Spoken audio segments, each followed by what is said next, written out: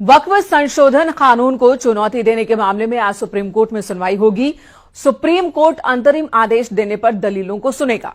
पिछली सुनवाई में अदालत ने संक्षिप्त नोट दाखिल करने का निर्देश दिया था। सीजेआई बीआर गवई और जस्टिस एजी मसीह की बेंच सुनवाई करेगी। केंद्र ने इसे सुने बिना कानून पर रोक न लगाने की अपील की थी।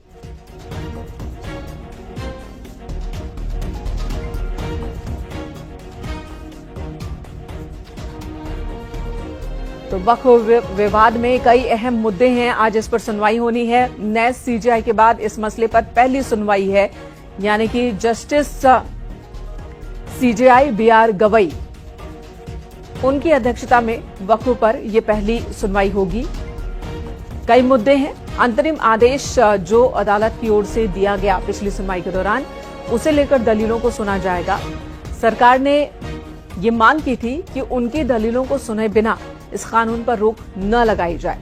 वक्फ को लेकर 100 से ज्यादा अलग अलग जगहों पर याचिकाएं दाखिल की गई, जिसमें वक्फ संशोधन कानून को रद्द किए जाने की मांग की गई है। अदालत में ये मसला है। आज का दिन बहुत ही अहम है।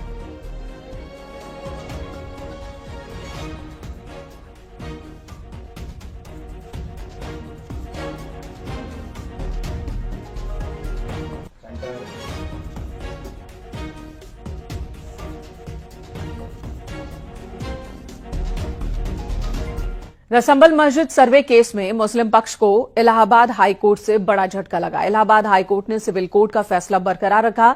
मस्जिद कमेटी की पुनर्विचार याचिका खारिज कर दी। अब मस्जिद सर्वे पर केस संभल सिविल कोर्ट में जारी रहेगा। हाईकोर्ट के फैसले से साफ हो गया है कि संभल जामा मस्जिद का सर्वे होगा।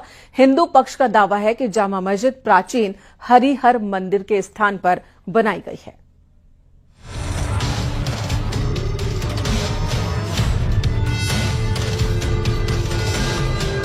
संभल की जामा मस्जिद और हरिहर मंदिर विवाद मामले में इलाहाबाद हाईकोर्ट का फैसला आ गया है। एचसी ने रिव्यू अर्जी खारिज कर दी है, जिससे मस्जिद कमेटी को बड़ा झटका लगा है।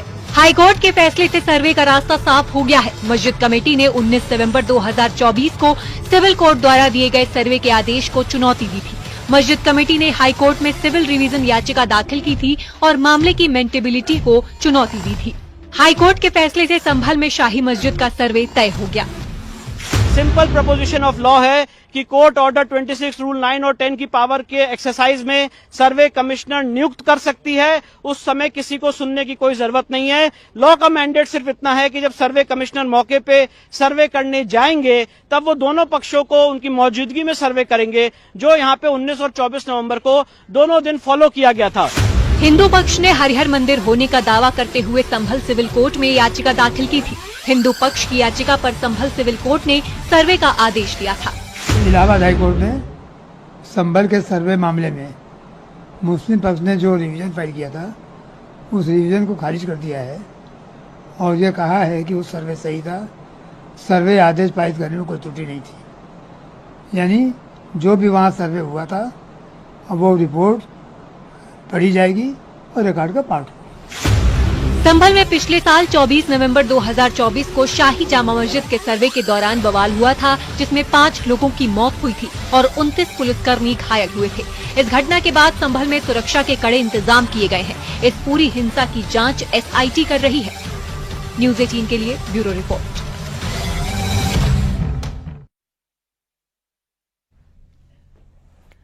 और संभल पर हाईकोर्ट के फैसले के बाद मौलाना बरेलवी ने कहा कि हिंदुओं को खुश होने की जरूरत नहीं है। हम सभी सुप्रीम कोर्ट में हाईकोर्ट के आदेश को चुनौती देंगे। मौलाना ने साफ तौर पर कहा कि संभल की जामा मस्जिद कल भी जामा मस्जिद थी, आज भी जामा मस्जिद है और भविष्य में भी जामा मस्जिद रहेगी। तो कुल मिलाकर हाईकोर्ट के फैसले को मुस्लिम पक्ष की ओर से सुप्रीम कोर्ट में चुनौती देने का फैसला लिया गया है। संभल की जामा मस्जिद के सिलसिले में इलाहाबाद हाई कोर्ट ने जो फैसला दिया है, उससे वक्ती तौर पर मुसलमानों में मायूसी जरूर हुई है, मगर मुस्लिम पक्ष के लोग माहिरीन कानून से सलाह मशवरा करने के बाद इस फैसले को सुप्रीम कोर्ट में चैलेंज करेंगे। मगर दूसरी तरफ हिंदू पक्ष को इस पर बहुत ज्यादा जश्न मनाने की जरूरत नहीं है। जिस तरीके से जश्न का इजहार किया जा रहा है, मिठाइयां बांटी जा रही हैं, तो ये उनको सोचना चाहिए। करोड़ों मुसलमान संभल की जामा मस्जिद को मस्जिद मानता है और वो कल भी मस्जिद थी, आज भी मस्जिद है और कल भविष्य के दिनों में भी वो मस्जिद ही रहेगी। नोएडा से खबर, जहां बालकनी की दीवार पर रखे गमले को हटाने को लेकर नोएडा अथॉरिटी कार्रवाई में जुटी है। पहले फेज में 57 सोसाइटी को नोटिस देकर बालकनी की दीवार पर लगे गमले हटाने के निर्देश दिए गए। आपको बता दें, 2 से 3 दिन के भीतर सभी ग्रुप हाउसिंग सोसाइटीज को नोटिस जारी किया जाएगा।